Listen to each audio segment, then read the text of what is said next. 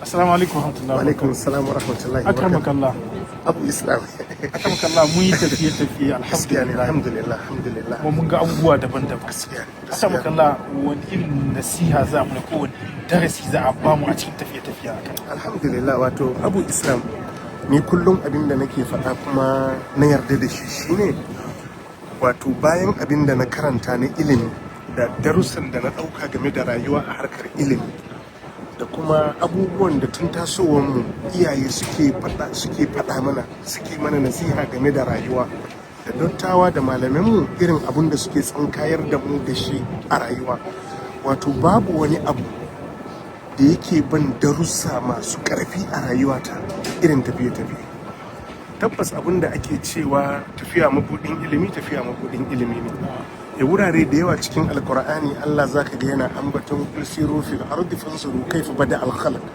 Ku yi tafiya a bayan ƙasa ku ga yadda Allah ya fari halitta, ma'ana yadda tsarin halittu yake.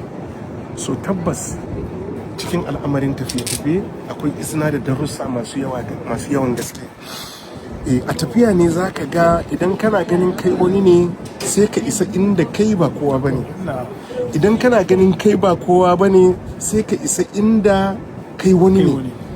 Wadda kake ganinsa wani ne sai a isa inda shi ba kowa ba ne. Abinda kake ganin ba zai yiwu ba sai ka isa inda abin zai yiwu. Abinda kake ganin kuma zai yiwu a sauki sai ka je ka haɗu da wajen da ba zai yiwu ba.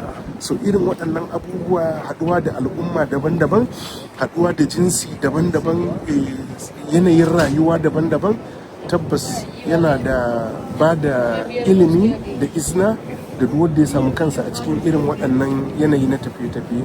Abinda muke fata, abubuwan da muke gani na ayoyin Allah da kuma izina da darussa a irin waɗannan tafiye-tafiye, Allah ya sa su amfani mu duniya da lahira. Allah ya sa kuma su zama mana ilimi da zai ba mu gogewa a rayuwa wajen fahimtar rayuwan da kuma wayar da kan al'umma game da abin da ya shafi rayuwa. Allah ya muku albarka, Allah ya saka muku da Amin likitan zuciya, barakallahu.